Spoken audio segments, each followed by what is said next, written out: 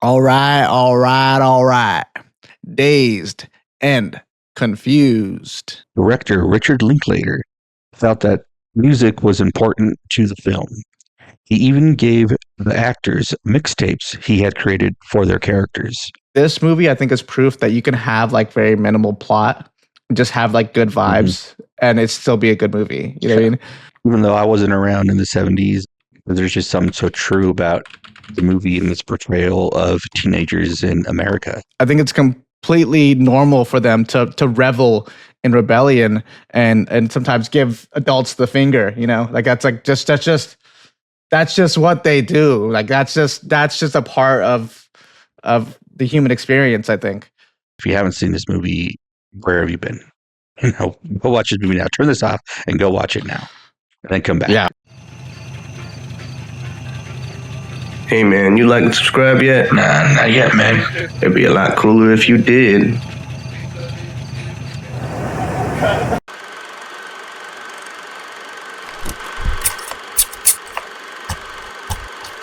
Cinema Rose Podcast. Welcome to the Cinema Rose Podcast. I am Josh. That is my brother Eric. We are the Cinema Rolls Podcast, a podcast dedicated to watching and studying film. All right, all right, all right. Today, we will be reviewing and discussing Dazed and Confused. It came out in 1993. It's rated R, has a runtime of 1 hour and 43 minutes. It's directed by Richard Linklater. It's written by Richard Linklater, and it stars Jason London, Wiley Wiggins, and Matthew McConaughey. Eric, you want to tell him what this movie's about? Yeah. It's about last day of school, where seniors are facing the freshmen. They're all looking for something fun to do. They're just, living it up. Last day of school, first day of summer. They're just out to have fun, basically. I don't know what else to say about that. Yeah. I feel like the plot is really like there's a party that night, and yeah, it gets canceled. They have to kind of scramble and figure out something to do, like you said. That's kind of it. Yeah, it takes place in the 70s. 1976, the bicentennial. What do you? How do you feel about this movie? You've probably seen it before, right, Eric? I have definitely seen this movie before. I love this movie. I was introduced to this movie. I was in like junior high, and I want to say I was at grandma's house, and it was on TV. My Tiana was telling me about it. She was like, "Oh, this movie came out. I was in high school." And your Auntie Isabel says it's like perfect example of what it was like in the 70s, like what it was like going to high school in the 70s. And I was like, oh, right on. But that was the first time I watched it, and I enjoyed it. And yeah, I watch it pretty often. It's such a good movie. Very rewatchable. Yeah, I was watching it again last night, and a lot of times, especially with movies I've seen multiple times, like there's like lulls in the story. You get a little bored. You've seen it before. You look on your phone. You get up to get something, whatever. Not with this movie. Like I'm pretty locked in. Like I love the characters. I love spending time with all of them. The music is great, and it's a lot of fun. And it's, even though I wasn't around in the 70s and things were different when I was a teenager, it still holds true to I don't know about now, like we're not a teenager now, but like I feel like pretty much every generation eventually finds this movie and can relate. There's just something so true about the movie and its portrayal of teenagers in America. Yeah. And it's good. I like this movie. I think it's McConaughey's first movie. Yeah, the cast is incredible. There's lots of people who are like up and coming, or this may have been their first film, but like they go on to do great things. And yeah, it's definitely worth the watch. If you haven't seen this movie, where have you been? Go watch this movie now. Turn this off and go watch it now, and then come back. Yeah, right. Yeah, for sure. Yeah. Well, how do you feel about this movie? I love this movie. I've seen it a ton. It's pretty good. It's fun. It embodies the teenage spirit of rebelliousness, and it's got a great soundtrack, like you said. It's extremely quotable and memorable, which is probably why a lot of people love it. It has a lot of great characters. Some of them are kind of weird, but well put together and good characters nonetheless.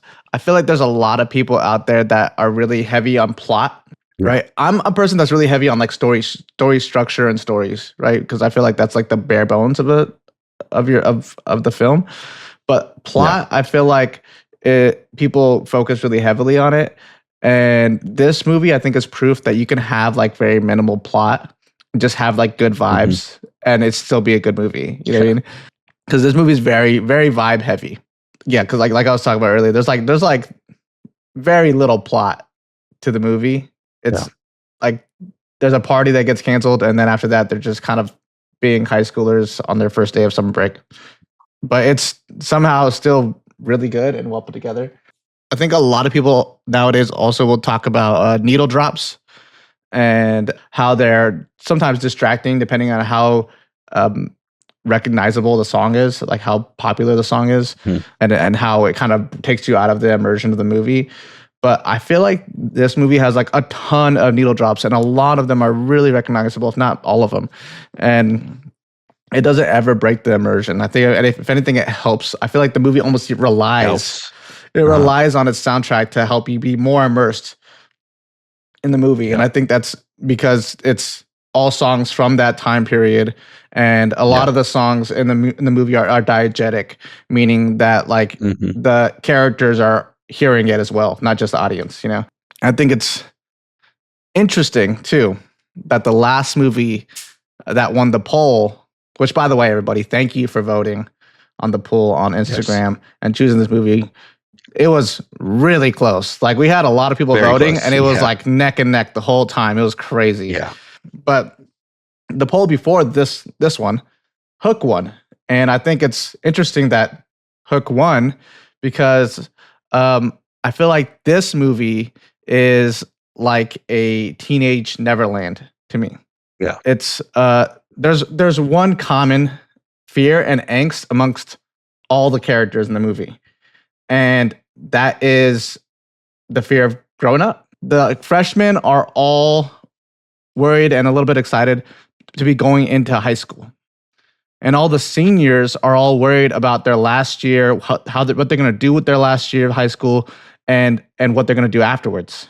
I think they're worried. I feel like that's like a very normal worry, you know, because like as a teenager, you're like, you just live in life, man. Kind of like Matthew McConaughey's character, right?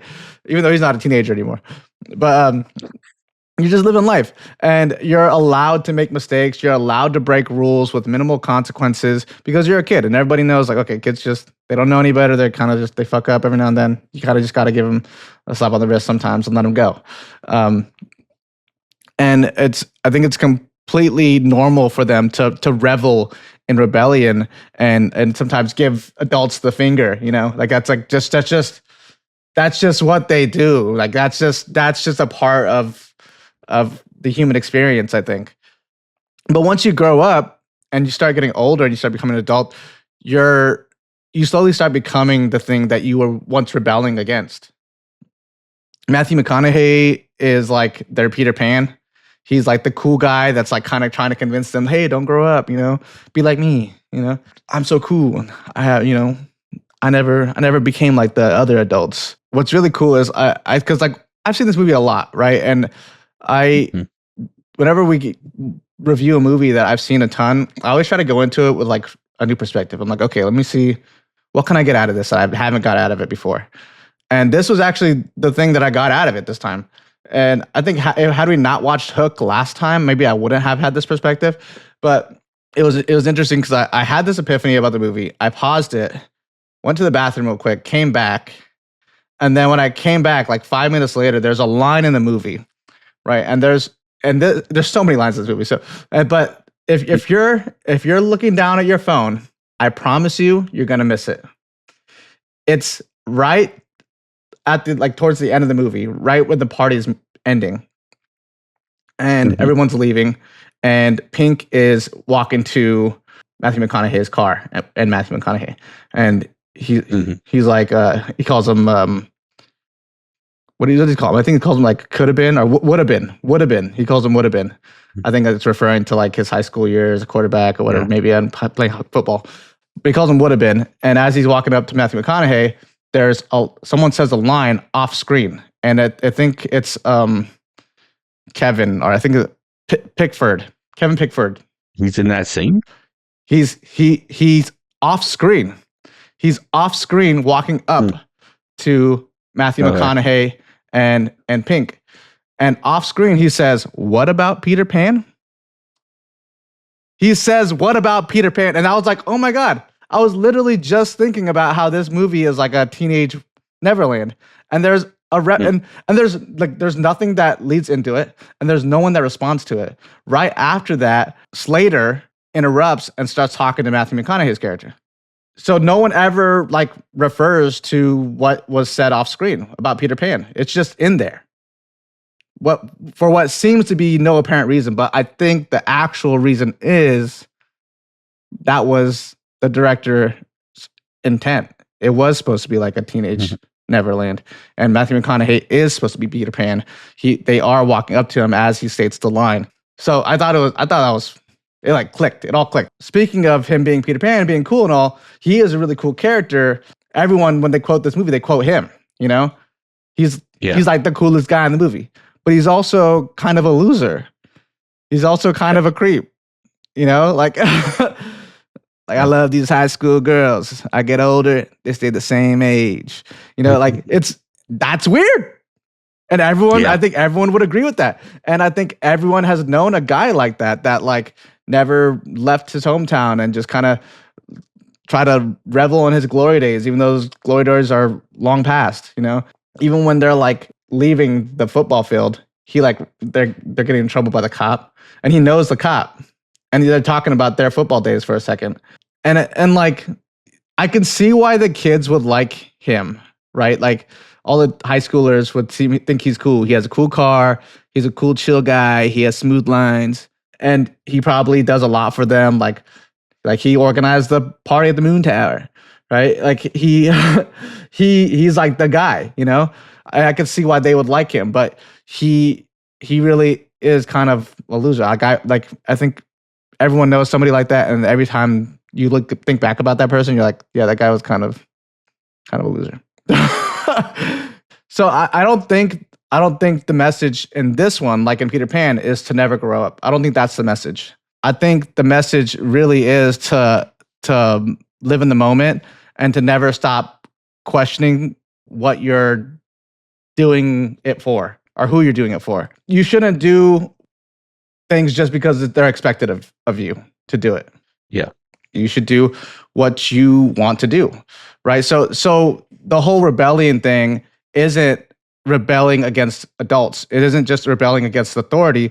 It's rebelling against control over you and control over who you want to be.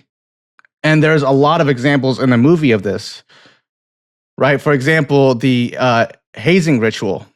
It's weird, and it's like this weird tradition that, like, annual tradition that like this community has just established. And they talk about it for a second as they're hazing the girls, and they're like, why does this whole community just seem to be okay with this? Like, this is weird, right?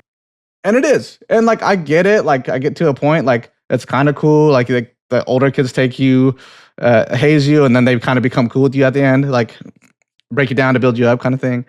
And then now you got like kind of a mentor when you get to high school. Like, I get it. Yeah. But like the other kids were saying, it's pretty weird. And when the girl goes to ask the guy with the glasses to marry her, he tells her to stand up, and then he's like, we were actually just talking about this. Like, why would one subject themselves to something like this? And she doesn't really get an answer. The other girl comes, chimes in, brings her away, takes her away or whatever.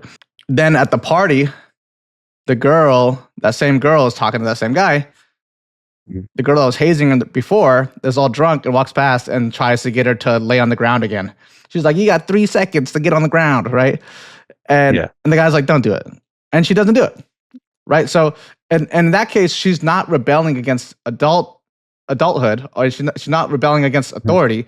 She's rebelling against control, right? That lady is trying to control her and get her to do something that she doesn't want to do, or get her to do something that's expected of her.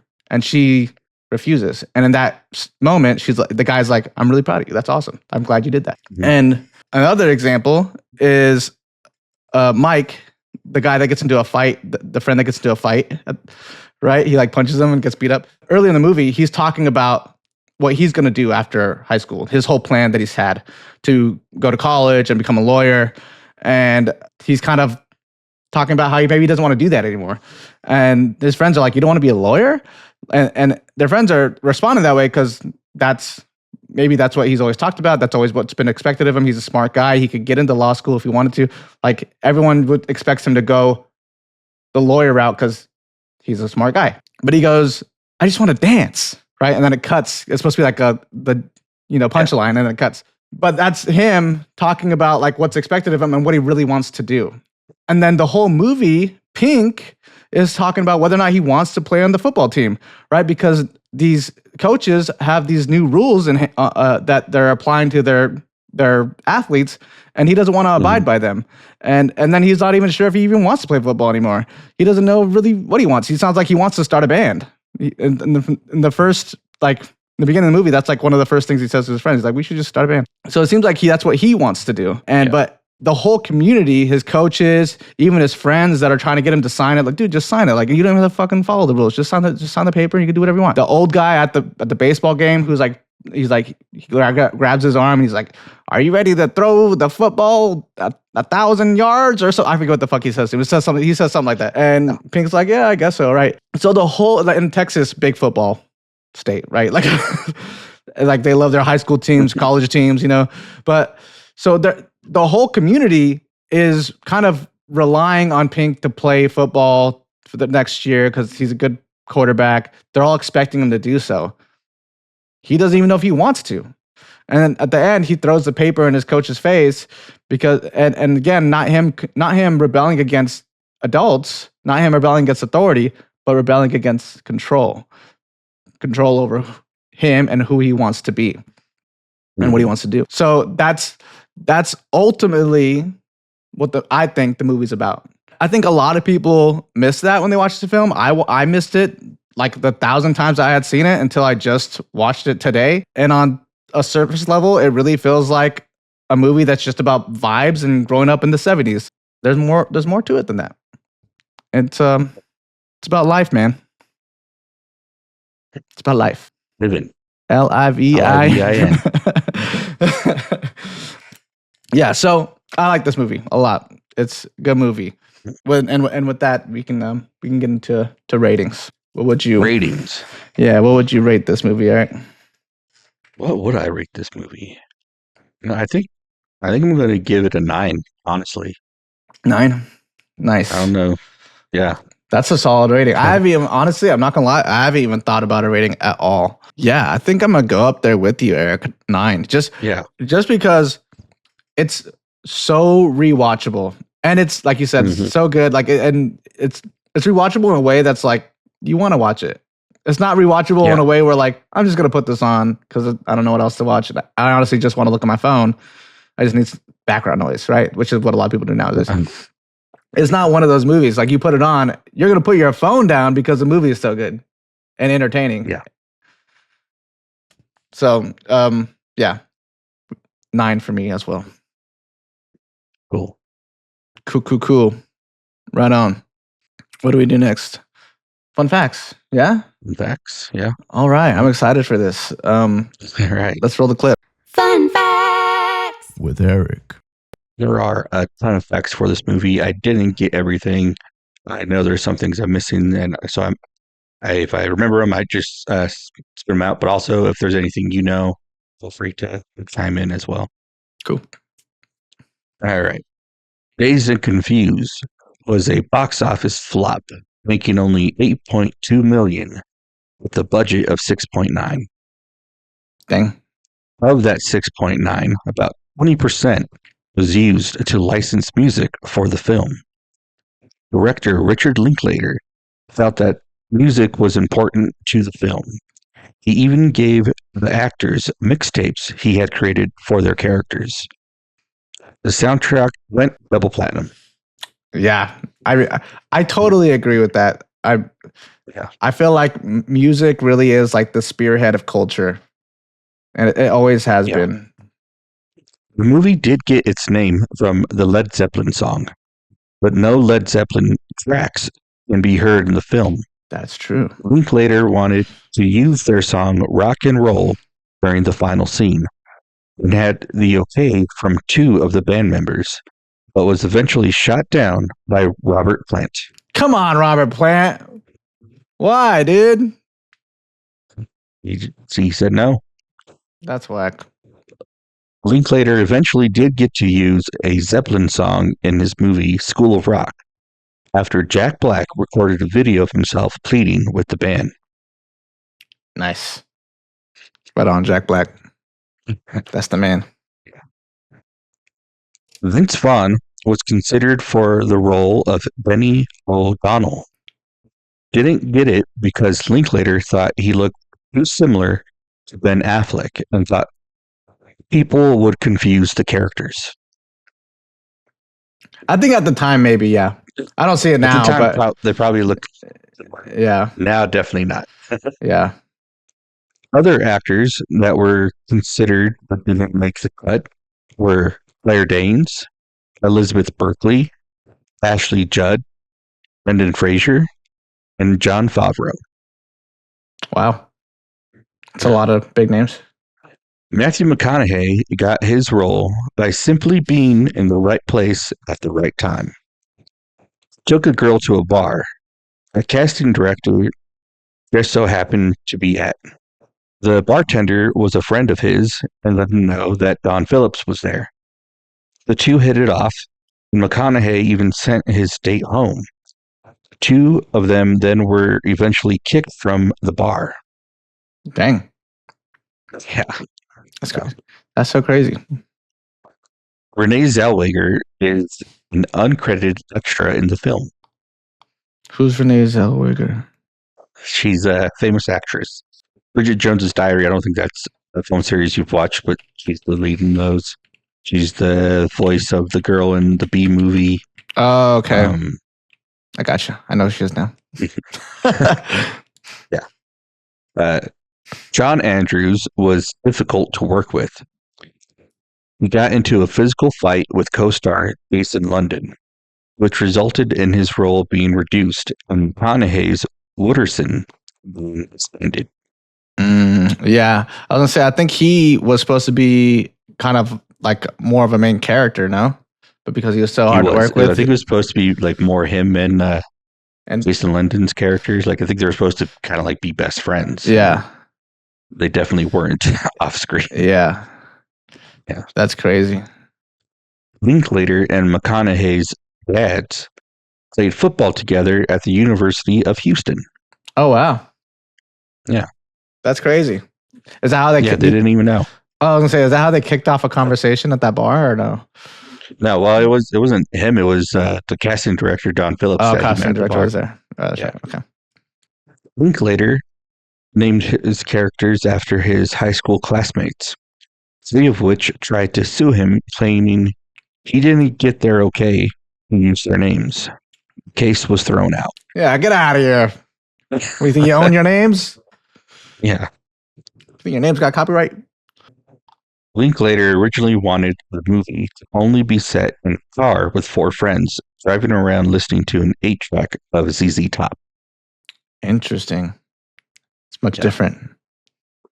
Much different, but I do feel like I might relate to that a little more. In high school, I remember always just driving around, never finding anything to do. Me too. A lot of the cast lived in the same hotel while filming, resulting in real friendships, which can be seen in the film. Linklater encouraged the cast to improvise, and the already established friendships made the on-screen interactions feel more natural. Nice. Very nice. Wiley Wiggins lied about knowing how to play baseball. He had to use a double for his pitching scenes. Oh, really? Yeah. What? Okay, Yeah. now that makes sense. Okay, because like when I was watching the movie, the part where he goes to wind, and they're like, all the older kids are like, come on, focus or whatever, right? And he Yeah. goes to go pitch the ball. It has a bunch of insert shots. It has like his face and then his glove. And I was like, why are they getting so intense with this pitch right here? But that's probably why. Yeah. The paddles were made by the actors. Oh, okay. That's cool. It makes them They made very unique, their own paddles. specific. Yeah. Ben Affleck was injured during a scene when he breaks a paddle in a fit of rage. Oh man, did it like bounce back or something? No, he rolled his ankle. You could see it in the movie. Oh really? Yeah. Yeah, you can see like when it happens. Is it the scene where the mom pulls a shotgun at him? No, it's when after he got the paint. Oh okay. Okay. So that's probably real anger, huh? He just like probably used his pain. Probably a little bit, I don't know, but like he rolls his ankle like right before he gets in the car and drives off. Oh okay. But you can totally see it. That's crazy. Mila Jovovich and Sean Andrews married during the filming of this movie. She was 16 and he was 21. Her mom had the marriage annulled 2 months later. Dang. Yeah.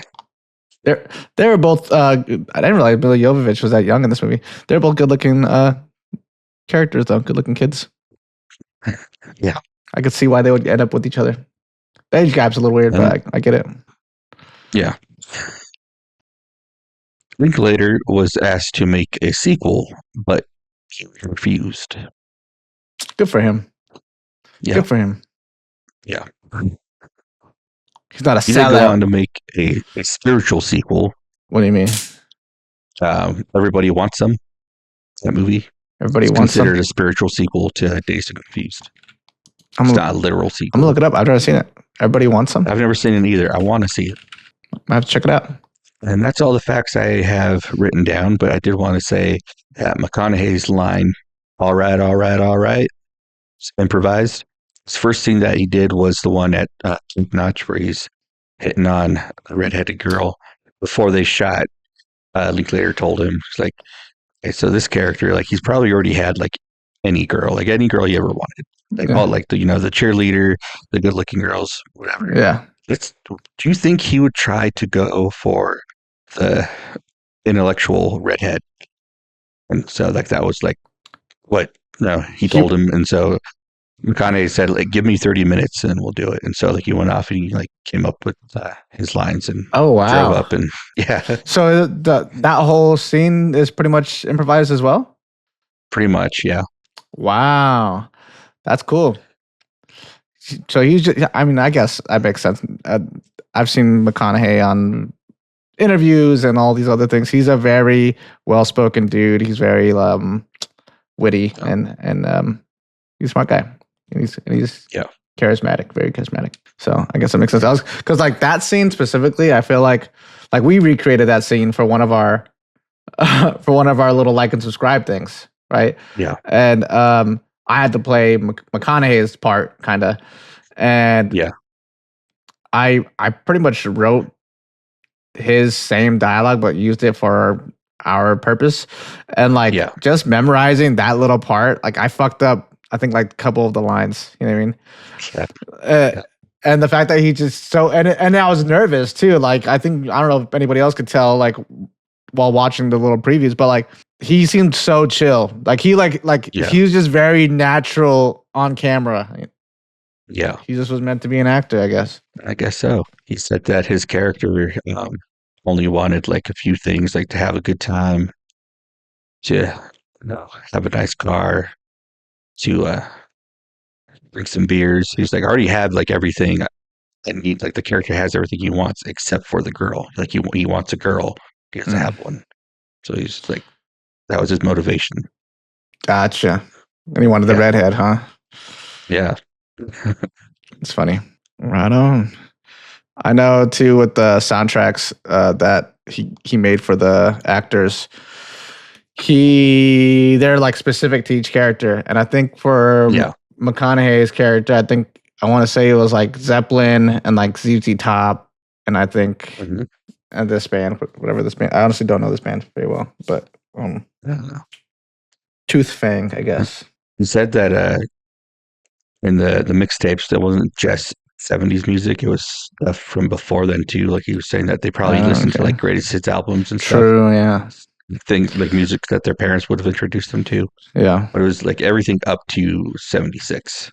That's cool. That's very cool. What a cool way to make a movie. And like, it really does feel like it came from like personal experience and from the heart, you know? Cool. Right on. You want to get into recommendations? Yeah, let's do it. All right. What you got, brother? So the first one I have here, I mostly put it on here because one of my friends was pretty upset that this movie was not on either of our polls for this I think I know what you're going to say. this week. And he said, like, how can you not put this on? This is like our generation's high school movie. And it's super bad. That wasn't the movie I was you're going to say, but that's, yeah. That's funny. I actually have. Like, I don't know. I didn't think of it. I didn't think of it either. I actually have it on my list right now, too, though. So I'm going to exit it out. Yeah, great movie. Kids in high school, I want to say they're seniors too, right? Like, yeah, it's the last year, yeah, I think, and they're trying and they're just trying to get laid before they go. Yeah, they just have to have like a good time and drink some beers, and it's not. They don't. Maybe they want to date the girls, but the main goal is like they each have a girl that they really like and have a crush on, and like we need to sleep with these girls. Yeah, I the main point is kind of they're just trying to get laid. I remember in that trailer as well that he's like, you know, so you ever hear those stories about those girls? They're like, oh, I was so drunk last night. I shouldn't have slept with that guy. We could be with those guys. Like that's they're literally in the trailers. I think that's literally the point of the movie. I think. Yeah, a good movie. So funny. It's funny because at the end of the movie, they're both with the girls that they like, and they kind of like split up. And they go their separate ways because like their whole like high school life and up to then like it's always been just those two, and now they're going off on their own, right, for their own adventures with these girls. Yeah, it's kind of sad, but also cool, you know. Yeah, and also came from a personal experience and from the heart as well. Seth Rogen's. Yeah, he wrote that in with what's his partner's name? Evan something. Evan, yeah, Evan Goldberg, I think. Yeah, they wrote it together in high school, I think. Yeah. My next recommendation is the other movie that almost won. They were neck and neck, and that's Breakfast Club. Yeah, Breakfast Club is good. John Hughes movie. It might be my favorite John Hughes movie. And this movie, Dazed and Confused, Richard Linklater said he wanted to do like the inverse of a John Hughes movie. Okay. Yeah. Yeah, he wanted to make a more realistic, like high school movie. Yeah, rather than a romanticized one. Yeah, which is what like John Hughes movies kind of are, especially like the other ones were like the nerd gets the girl kind of thing. Yeah, like, good movie, and it's just like I don't know. It's like each of these kids are from different cliques, and they don't normally wouldn't like hang out and talk to each other, but they're forced to spend time together this Saturday detention. And yeah, they get to know each other and why they are the way they are, and become friends. And I think that's cool. Yeah, very cool movie. If we had done that movie, I would have been just as happy, honestly. I love that movie. Right. Yeah. And the last movie I have here is Perks of Being a Wallflower. Oh my God. I love that movie. It is a good movie. Woo. It's a sad movie. It's a high school movie. Cry every time. Yeah, it's good. I haven't watched it in a while, but that was before definitely worth watching. What's his face? The Flash went crazy. Yeah, Ezra Miller. Ezra Miller. Yeah, that was back when he was cool. When they were cool. Oh, sorry, they were cool. Yeah. Cool. Is that was your last one? That's my last one. Yeah. Right on. I got, which was also on the list of movies people could have voted for, Fast Times at Ridgemont High. I think this is another one where it's very much vibes, and it does kind of feel a bit like the inverse of a John Hughes film, but still about high school kids. Super funny movie. And fun fact, it's the same casting director. Oh, really? Yeah. Right on. This next one I have on here, not a movie, but it's a TV show. That 70s Show. Awesome. If you guys haven't seen That 70s Show, what are you doing? Great sitcom. Great sitcom. Yeah. Yeah, that's all I have to say about that. Love That 70s Show. The next one I have on here is Boogie Nights. Not really a high school movie. It's like post high school, but it's a 70s movie, and it's Paul Thomas Anderson, and it's really good. It's like a dark comedy. It's like one of those movies where it just gets sadder and sadder, you know? Diggler? Yeah, Dirk Diggler. Great name. And then the next movie on here, which I'm surprised you didn't have it on here, Eric, is Mallrats. Oh, great movie. Yeah. And the reason being is mostly just because like 3 of the characters that were in Dazed and Confused are also in Mallrats. You got Ben Affleck. You got Joey Lauren Adams. Yes, Joey Lauren Adams. Mhm. I thought Pink was in here too, The other one, but the other one you're thinking of is actually his twin brother, so it's not the same guy. wow, I was like, they I look think exactly it's alike Jeremy though, London. bro. Yeah, Jeremy London. Yeah, I thought it was him, bro. Yeah. That's crazy. I didn't even realize it was twins. I didn't know he had a twin. They're the same. Yeah, they're twins. I thought they were the same guy. So 2 of the same people and a twin. Yeah. Is it Like half of the same person. half of the same person? Yeah, that's crazy. That tripped me up, bro. I was like, what the fuck? Cool. Yeah. But yeah, Mallrats, great 90s movie. Great movie. And Stan Lee's in it. Yeah. R.I.P. I think it's his best cameo, honestly. Yeah. It's where he has the most lines. It is where he has most lines, and he killed it. He did kill it. The next movie I have on here is more of like a recommendation for myself as well, because I haven't seen it, but I really want to. And this is like the other movie people always refer to when it comes to like vibes of an era, and that is American Graffiti. Yeah. This is George Lucas. I want to say it's his first feature-length film. I'm not sure on that. Don't quote me on that, though. And it's apparently pretty good, and it's supposed to capture the vibes of the 50s. So, Yeah. I I haven't seen, but I want to. Same. So maybe we can put it in the bucket. Yeah. Cool beans. And that's all I got. Sorry, did you have something else? I was just going to ask, what movie did you think I was going to say? Almost Famous. Almost Famous is okay. another movie that I haven't seen that everyone loves, Yeah. and I need to watch. I haven't seen it either. Dang, maybe another movie we should put in the bucket. But yeah, people seem to love that movie, and I've never seen it. Cool. Cool. Right on. And with that, we will be moving right into the bucket pool. Mm-hmm. A little bit of a change of pace here, people. We're going to go into horror, 70s horror. Not 70s aesthetic. I guess it is an aesthetic of the 70s because it was made in the 70s, but it's a 70s horror film. So last week, we reached into Galactus, and Galactus gave us a film by the name of Suspiria. This movie came out in 1977. It's rated R, has a runtime of 1 hour and 32 minutes. It's directed by Dario Argento, and it's written by Dario Argento and Daria, Nicolodi, and Thomas De Quincey. And it stars Jessica Harper, Stefania Casini, and Flavio Bucci. Italian names. It's an Italian movie, guys. Actually, one second. Before we get into this, let me change the vibes over here real quick. Changing vibes. Changing the vibes. All right, Suspiria, guys. Suspiria time. All right. What did you think about this movie, Eric? I liked it. I had no idea what I was getting into when I started it. I mean, I kind of figured it was like a horror kind of thing based on the name alone. But it was interesting. I liked the sets. The sets were awesome. Camera movement was great. Agreed. I love the way he was moving the camera. The thing that kind of bothered me was the audio, the language, because it's an Italian film. This is how they used to do it. It's like everyone spoke in their own language, and then they dubbed over it later. Yeah. So it was kind of weird. Like things didn't really seem to like sync up right. But I just kind of had to get over that and watch the movie. Yeah. No, overall it was good. I didn't know what to expect. I enjoyed it. I thought it was interesting.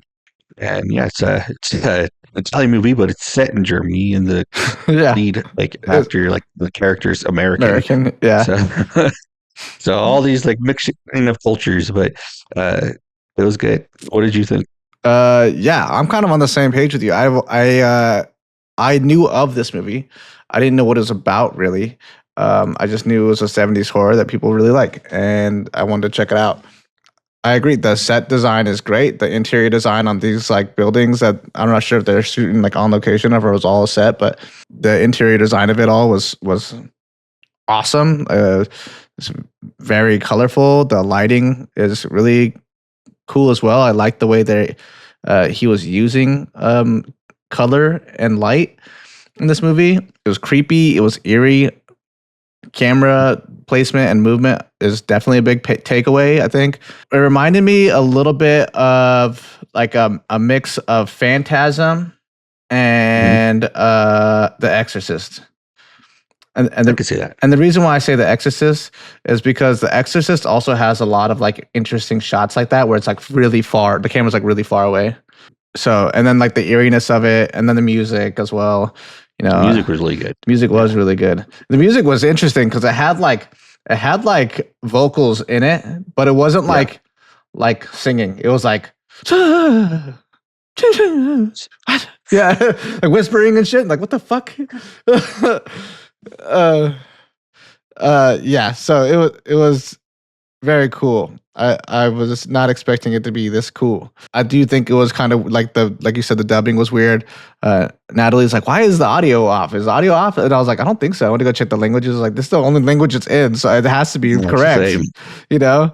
And then we realized, okay, she's German, but they dubbed over her, the teacher lady. Right. And then I was wondering, like, why would they make? Okay, so like, it's an Italian movie set in Germany. Mm-hmm. Yeah. Why would they not just make their lead Italian? You know what I mean?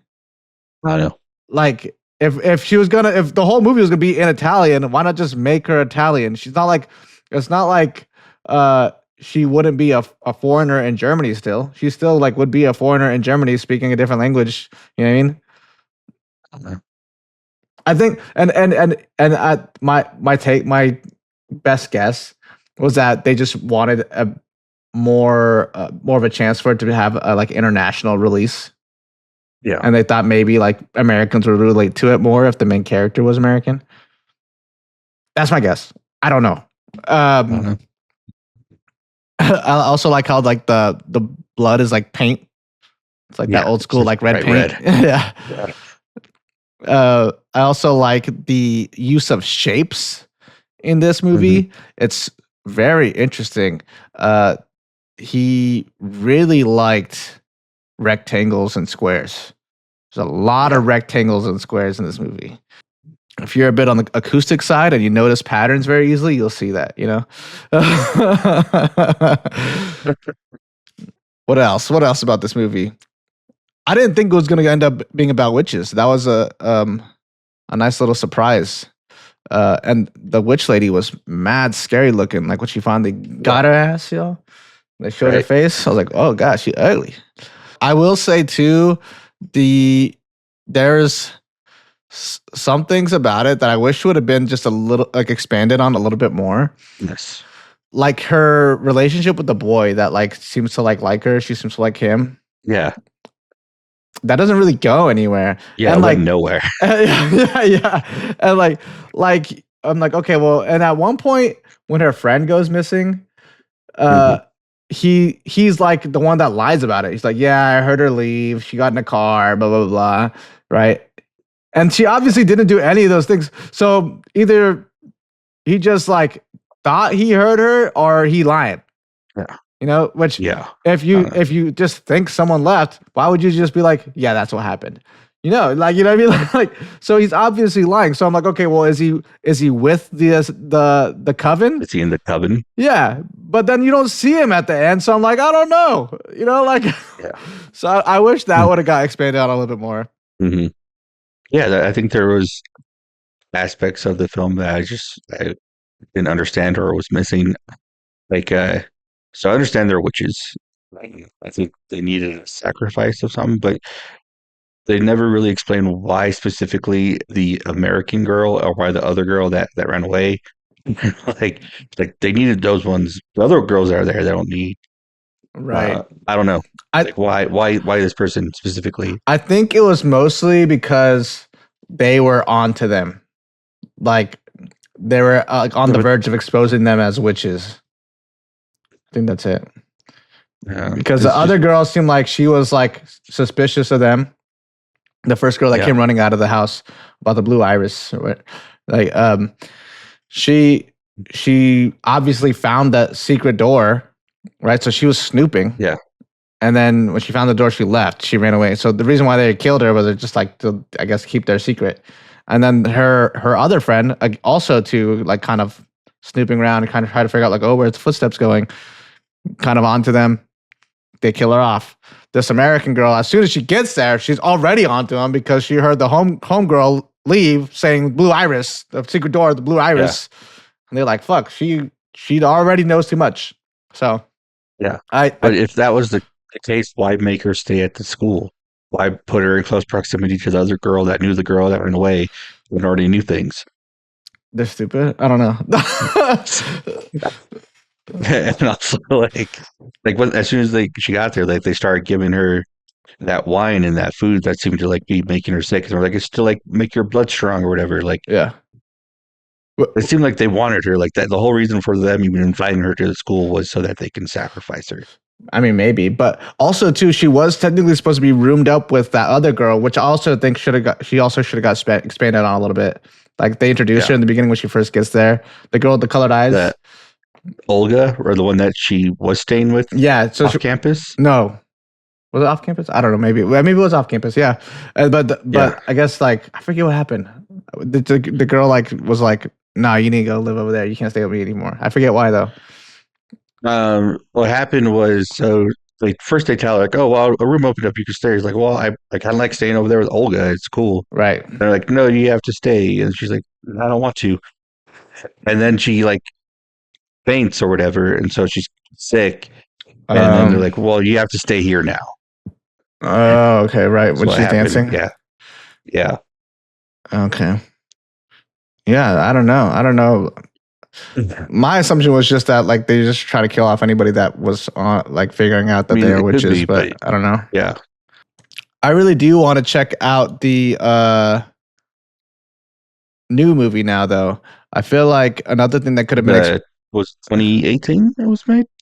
Yeah, 2015, something like that. Because the things I'm like talking about, like that I feel like was missing a little bit. I wonder if they expanded it because the movie's a little bit longer. Maybe.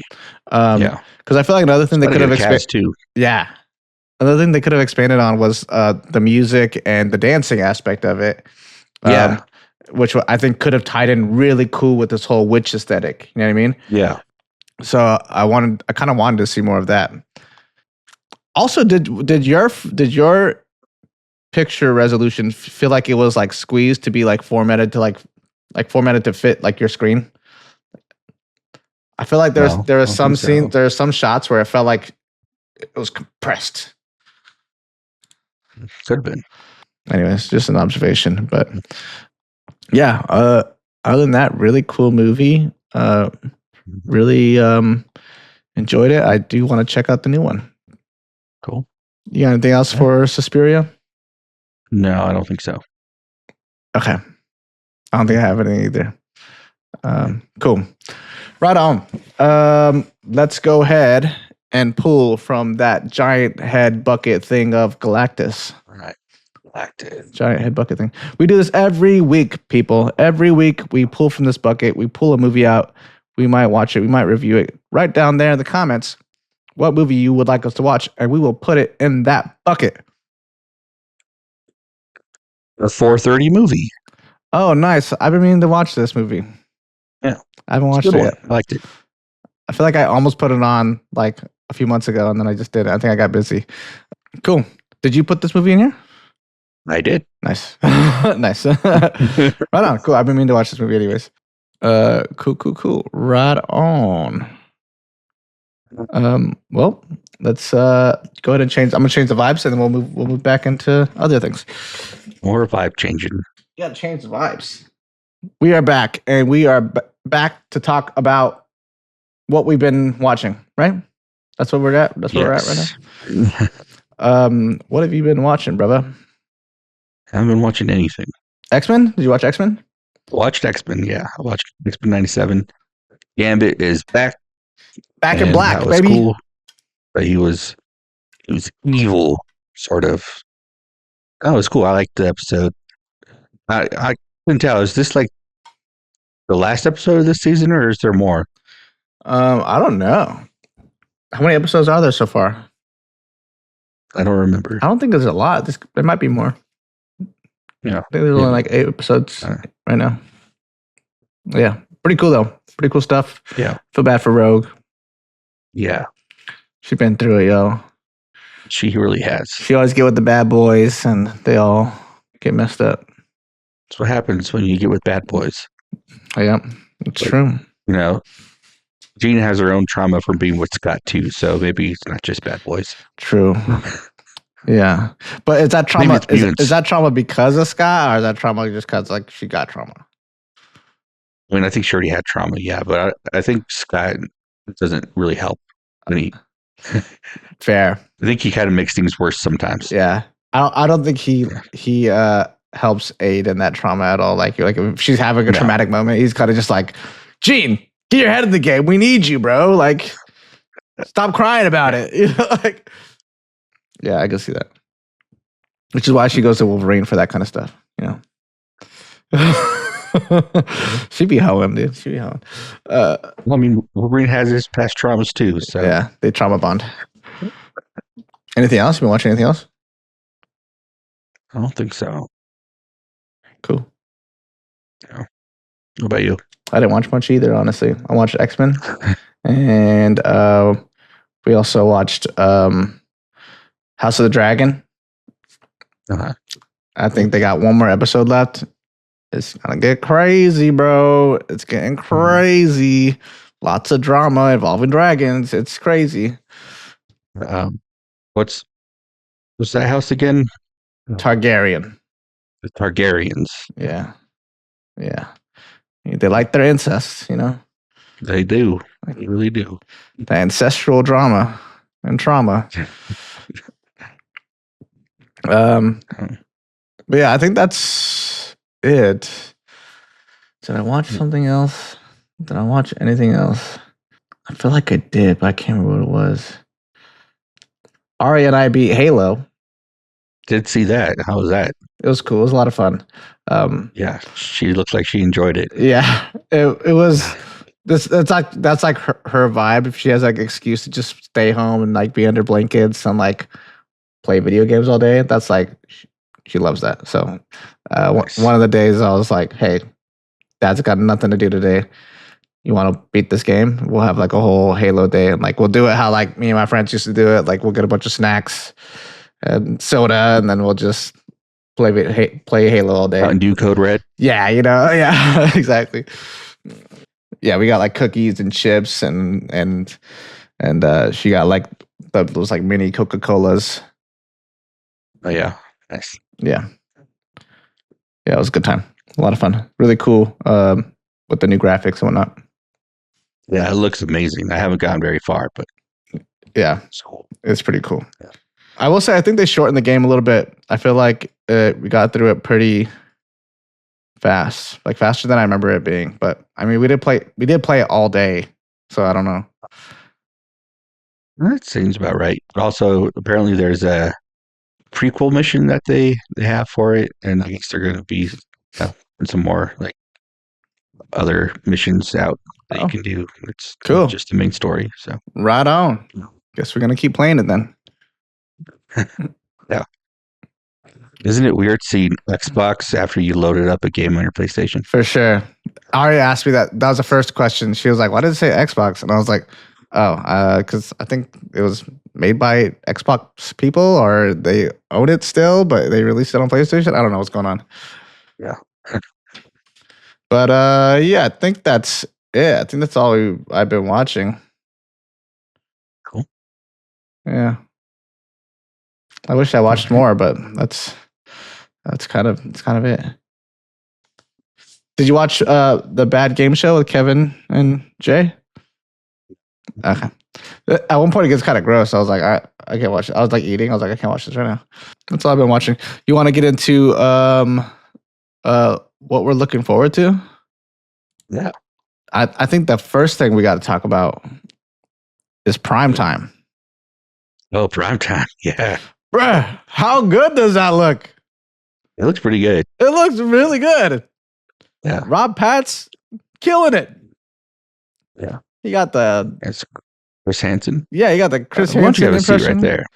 Yeah, it was really good. I was like, oh my god, dude, this looks. I was like, when I heard they're making a movie about how to catch a predator, but I was like, how good could that be, right?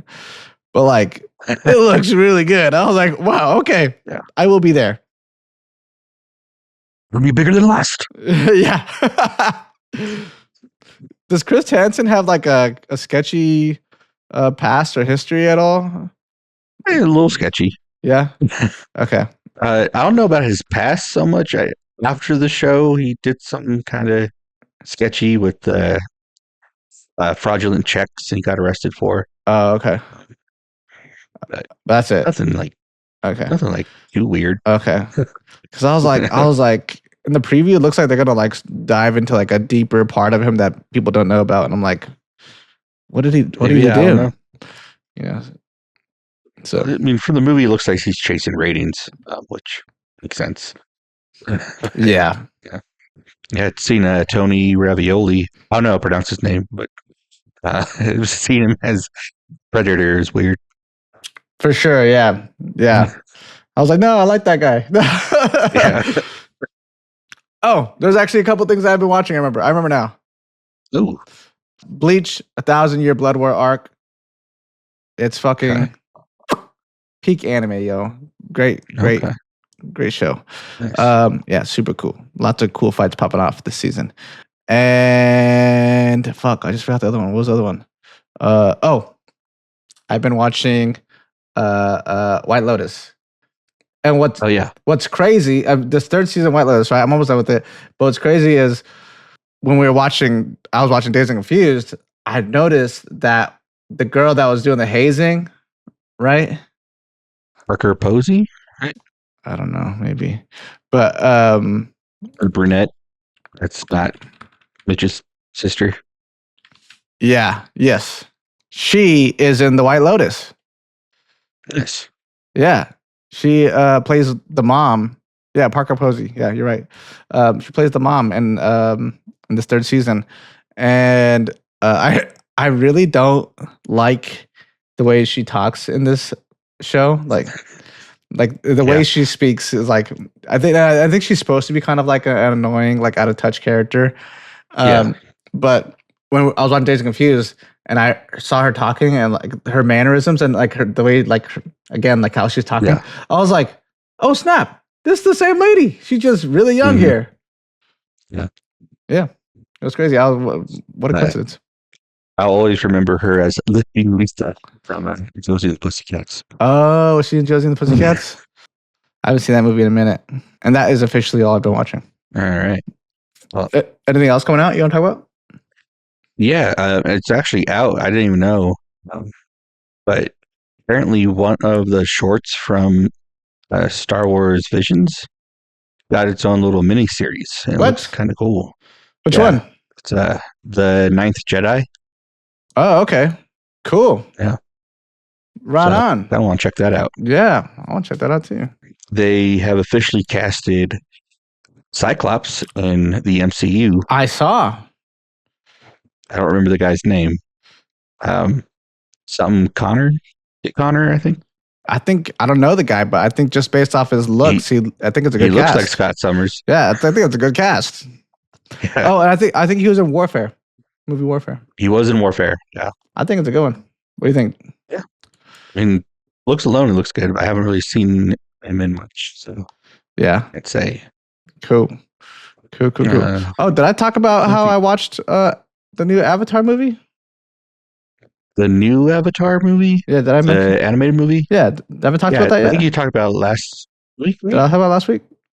You could talk about it again. No, it's okay. If I talked about it already, I just want to make sure I got it out there. I want to say that you did, because I did watch it before the last episode, so I don't know if I remember. I don't know. I don't remember talking about it. Maybe I did.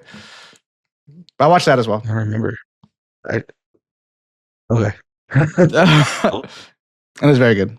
Yeah, I can't think of anything else at the moment. What about? Did I ever talk about Zach Cregger's Resident Evil yet? I don't know. We might have mentioned it before, but that looks good. It does look good. This new trailer that they put out looks pretty good. It does look good. I know a lot of video game nerds are like, it's not the video game. Yeah. What I like is that it's not trying to beat the video game. Yeah, I like that. Okay, we have this world as established, this zombie world, Raccoon City. Let's make a story set there. And I think that's smart, cool right? Because there's so many people that try to make like a one-for-one type thing when it comes to video games or anime or whatever it is they're adapting. And there's always still people that are like, no, this isn't right. They did this wrong. They changed this. This is better in the video game. This is right. So why not just take that world and make a different story in it? You know what I mean? Yeah. Now no one really has to complain about the similarities and the differences between the movie and the game, because it's not about the fucking game. So I think it's a smart move. Yeah. There was one other thing I wanted to mention. Coyote versus Acme. That's coming out soon. I'm excited for it. Yeah. I'm really excited for it. Good year for movies. It really is. Yeah, it is a good year. Zendaya is now the highest grossing actor. As she should be. I love Zendaya. Yeah, she's pretty cool. Yeah. Very talented. Very, very beautiful. Tom Holland is now in 4 of the top grossing movies of all time. He's a good actor. He stepped away for a second and he was like, I mean, he had to come back. He's too good. I get it.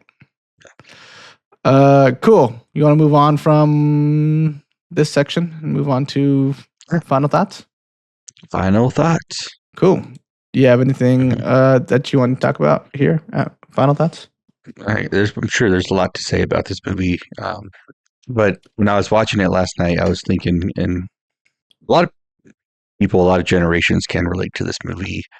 And, the movie's mostly just about a bunch of kids, looking to have a good time, looking to have fun, meeting up with their friends, going to different places, going outside, driving around.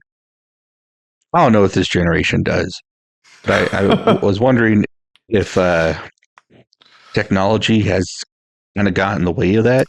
For sure.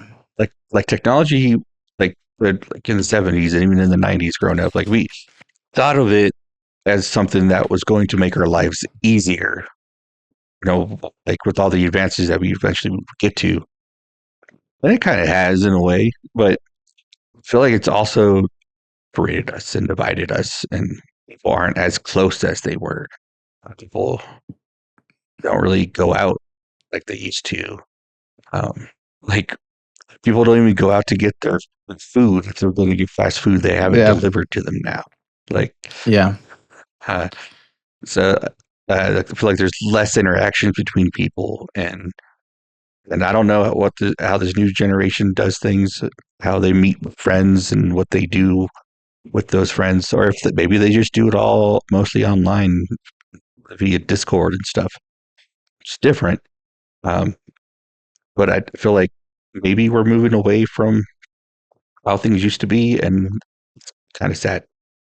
Yeah, I completely agree. That's one of the things I have here, actually, a bullet pointed for something I want to talk about during the section, is that I think this movie does feel very nostalgic for some people, even people that didn't grow up in the 70s, because I think people are longing for a time where you can go out with your friends and connect with people like they used to. I feel like you hear a lot of older people will say stuff like, "Oh, back in my day, we did this. Back in my day, blah blah blah blah." Right? And I think sometimes they're right. I think they had it better, because Yeah. because nowadays, it's like you were saying with the technology, Eric, is the phones. We're more connected than ever. Loneliness rates, depression rates at like all-time high. People are lonelier than ever. People are struggling to date. People are struggling to connect. People are struggling to make friends. Why? When we all connected, right? Mm-hmm. This is a false connection. This is wrong, people. This is wrong. This is a false connection. Okay, this is bullshit connection. Okay, this what it is. What it is it gives you this idea that you're connecting. This like kind of feeling that you're connecting with a bunch of different people because you're online, but you're not. You're still just alone looking at a screen. When you're with people, it's completely different. You can feel their energy next to you. You can feel their laughter. You can laugh with them.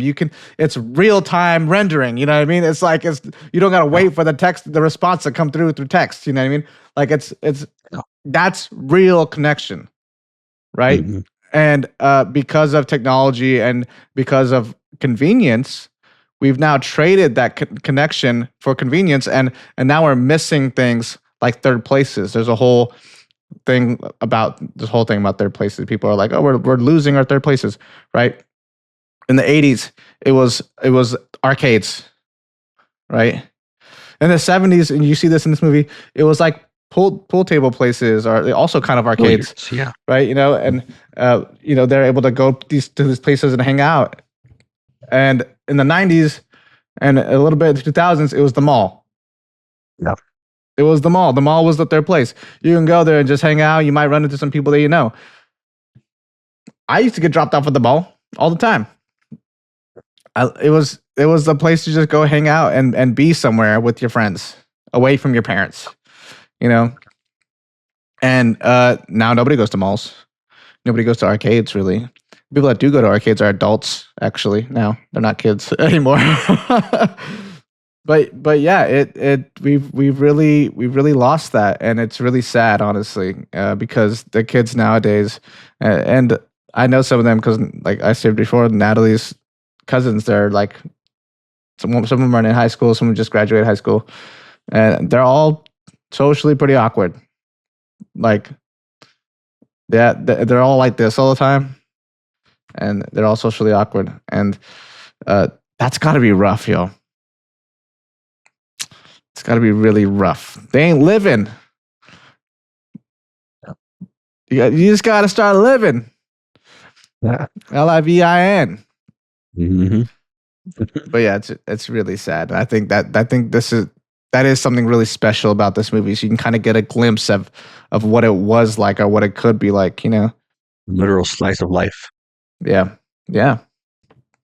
Exactly. I wanted to ask you too, Eric, is there any characters in this movie that you feel like you relate to the most? Oh no. There's people I definitely don't relate to. Yeah.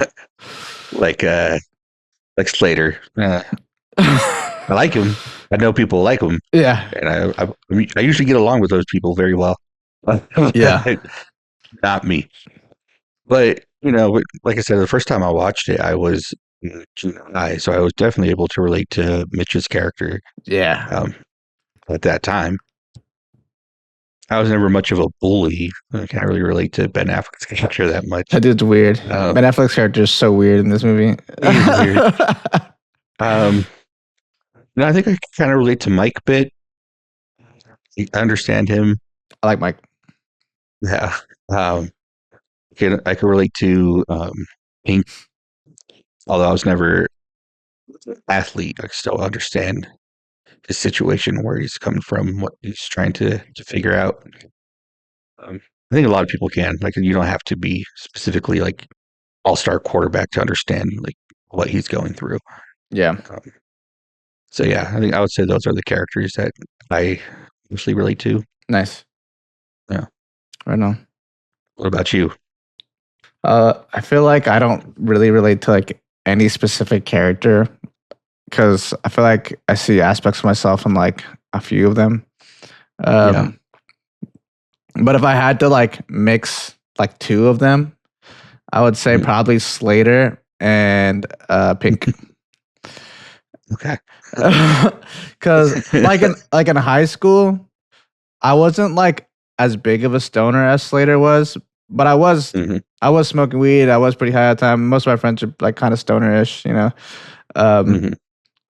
And like I also really liked to have like really fun, interesting conversations, sometimes philosophical, sometimes intellectual conversations, kind of like Mike and his friends would. Like, I feel like Mike and his friends actually reminded me a lot of my friends when we'd be driving around. We just talk about random shit. We would talk about like society and how weird things are, and like maybe things will be better in the later, or maybe they're better before us and shit like that, you know? And I've also had conversations with my friends where Slater's like at the end talking about how like, you ever look at the $1 bill, man? There's a lot of crazy things going on dollar bill. Right? So I've had conversations like that too. But the way Pink is like cool with everybody, like everybody's cool with him. You know what I mean?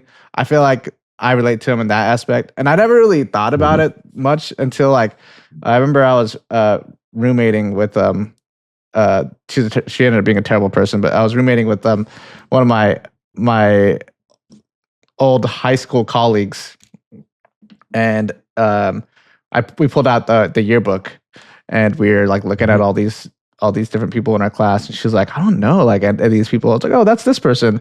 And then like I was like, oh yeah, and I ended up having like a story for like a lot of the people in the class. Like I was like, oh yeah, this one time he and I did this, or one time she did this, or whatever, right? And I ended up having like a story for like kind of everybody. And I realized I was like, oh, I was kind of cool with like, I didn't like stick around to like one like group really. I was like, as long as you were cool with me, I was cool with you, kind of thing. Like I was kind of all over the place. Yeah, I definitely kind of did the same thing. I kind of like floated around. I intermixed with like all the different cliques. Yeah. But I never really had one for myself that like, this is my group of people. Like I just kind of like, and I was cool with everyone, and everyone was cool with me. Right. Yeah, and I feel like that's very much how Pink is in this movie. Like, everybody fucks with Pink. Nobody's like, nobody hates him. He's cool with everybody. He's a nice guy. Yeah. I also want to talk about how weird Ben Affleck's character is, and because like he's got to be like closeted or something, right? Like, why is he so intense about spanking these kids? I don't know. Maybe he got beat back at home by his parents or something. I don't know. Maybe, or something. You know, he's a weirdo in this movie. And it's the second year doing it because he got held back. And he's still excited to do it again. You know, like, what the fuck? It's fucking weird. It is weird. And then the other thing that's like, I mean, it's interesting because Matthew McConaughey's character also weird, but like, he's so cool that you don't really see him as such. You know, like, And then another thing I was going to say that's kind of weird too is like the age gap between that like freshman girl and Tony, right? Tony and the freshman. I forget her name. Yeah, I forget her name too. But that it's a pretty big. It feels like a pretty big age gap. Like she looks very young. Yeah. Well, she's freshman, so what? She's like 13, 14. Yeah. Right. Yeah. He's a senior, so it's like 17, 18. Like yeah, pretty weird. I remember being in high school and like some of the seniors would be like talk about the freshmen, and I'd be like, ugh. Dude, same. Like, like someone would talk about a freshman. I'm like, why? What? I don't even like. I don't know who that is. Right. They don't even pop up on my radar, bro. Like when I was a senior, I was like, I did not even know any. I didn't know any freshmen. No, and you shouldn't. That's weird. Unless they're like your sibling or something, or your sibling or unless you're like some kind of like mentor, like sport or something. Right. You know, or like your sibling has like friends that are also in that same, You know what I mean? And you just happen to know them through your sibling, you know? Mm-hmm. But yeah, other than that, should be interacting with the freshman as a senior. Or like those kids where like they would be like dating somebody in high school, but like they're like a grade below them or a couple grades below them, and then they would graduate, and then they'd like still show up at the high school to like see their girlfriend or whatever, but they're like in college now, or like maybe they're not in college, they just graduated. So like they're still like that's kind of the vibes that Matthew McConaughey's character gives me sometimes. Yeah. Mm-hmm. How great was the day that Mitch had? You know? Oh, awesome! He was like winning. It's his last day at school. First off, it kind of sucks. Like he's dreading it because not only is his friend going to get beat after school, but like they're gunning for him because his sister had to go and be like, "Take it easy on him." Yeah. So they're like, "Oh, we're going to get him now." Yeah. But like he takes his licks and they're like, "All right, cool." And then like they invite him to the party. He's hanging out with them. He gets beer. He goes and buys beer. And like the guy doesn't card him. Yeah, the guy like doesn't believe. He's like, you're old enough, right? He's like, yeah, I'm graduating. And then he like teams up with his friends to get back at the guy that was so gung ho about beating him. And he like hooks up with an older girl and like he stays out all night. Yeah. He gets home and his mom's like, "This is your one freebie, you It's know." okay. Like, what? He just had like the best day of his life. Yeah, he did. He really did. He also is set up for when he goes into high school. Like now he's cool with all the seniors. He done hooked up with a sophomore chick. Like the dude's gonna be a god when he gets there, you know? Right? Yeah. Yeah, he lived it up. I also think it's funny too when he goes to buy that beer. He just kind of regurgitates a lot of the stuff that he heard the seniors talking about. Kanye said, yeah, yeah. He's a little money in my pocket. It's like I worked for the city, extra money from my pocket. Yeah, the guy's like, I hear that. What I like is the person before him is a pregnant lady buying alcohol and she's smoking. Yeah, and that's another thing too. Is that lady? She seems kind of young, and I think he mentions it too. He's like, talks about. I think he says something about her age being like a young mom or something like that. Yeah, and like I feel like that's also kind of like a hint to like, and there's a couple things actually. And when at the end where they're looking out at the city, a lot of them seem like they want to get out of the town. Though there's got to be something more than this, right? There's got to be more to this than just this town or whatever, right? And there's a lot of people that end up getting stuck in their town, right? That lady is one of them. Matthew McConaughey is another one. You know, like they're stuck there. They have nothing else. So I think those types of things are placed in the movie to be like, yeah, it's awesome to be a kid and awesome to be a teenager, but don't get stuck. Move on. You know, it's gonna be your future. Yeah, exactly. Yeah, only had to be 18 to buy alcohol. Yeah, I heard that too, and I was like, wait, what? Yeah, because then I don't know when they started up to the age, but not every state did it at the same time. Because I think Colorado was 21 back in the day, like even before I was born, when Dad was younger. But he said that when he lived in Wyoming, he was 18 and he was able to buy alcohol there because he was 18. And he used to buy alcohol for the younger teenagers. Nice. Dad is Matthew McConaughey. That's funny. That's crazy. I think is it 21 all around now, or are there some states? I think it's 21 like every state now, but I don't know. Okay. Every state I've been to. There's a lot in this movie. I don't know if I have anything else really to talk about. There's a lot. I feel like I said a lot already. Do you got anything else? Do you have like a favorite part or favorite scene or favorite part or scene? Favorite sequence or something? No, there's a lot. The whole movie is very quotable, very memorable. It's all great. I like when the bell rings and they're leaving. Their teacher's like, remember during we're hearing all this stuff about the bicentennial. Yeah. And, the reason why we're celebrating is because a bunch of slave owning white men didn't want to pay their taxes. Yeah. Yeah. So true. So true. Can't deny that. That's a good teacher right there. Giving them the truth. It reminds me of One Bad After Another, where Leonardo DiCaprio is in there for the parent teacher conference, and he's like asking them about like what they're teaching him. He's like, you gotta tell them the truth. You gotta tell them the truth. You know, they gotta know. Mila Jovovich, I wish she had more like screen She's like time. no lines in this movie. Yeah, she's like mostly just there. She's just a pretty face, I think. Yeah.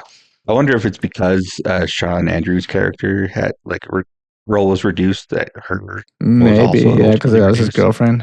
I think they said that a lot of her scenes were cut, which is unfortunate. That does suck. Yeah. Thing. I think one of my favorite parts in this movie is the beginning. I think it sets the tone so well for the movie. Like the way it opens with the car pull. That, by the way, dope fucking car. Yeah. And then Sweet Emotion playing about. So good, bro. Which, by the way, isn't on the soundtrack. What? Why not? I guess they didn't want to pay for the licensing rights for the soundtrack. It was too much. That's fair, I guess. But let's just stop the soundtrack and on double platinum. Yeah, but I think that's it. Never grow up, people. At least, I mean, yeah, grow up. But you know, I think, like I said, the point is to just life. But like live life well the way you want to live it, and never stop questioning who you're doing it for.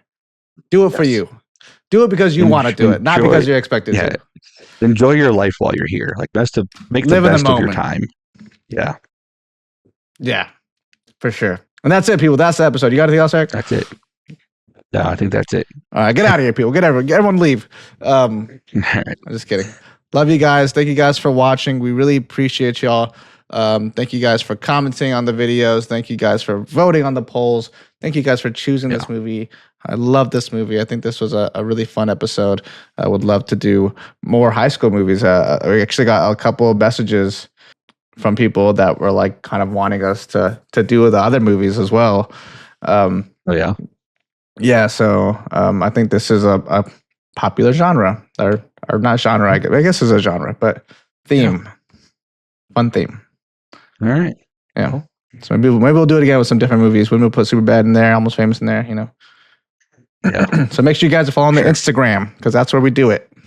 And you got to hit the button, guys. You got to hit you can't just the reason why I don't do it this way is some people will just be like, I want this one, right? And they won't vote on it. I'm like, well, just hit the button, you know? And then the reason why is because I imagine I get like 10 messages. Hey, I want this. I want that. Now I got to tally it up and do the math. Okay. When there's a whole button there that will do the math for me, it's a lot easier, you know? So, but anyways, we'll do it again. Thank you guys for watching. You guys are the best. Thank you. Love y'all. Peace out. Keep on living. See ya. Yeah. Livin. Yeah.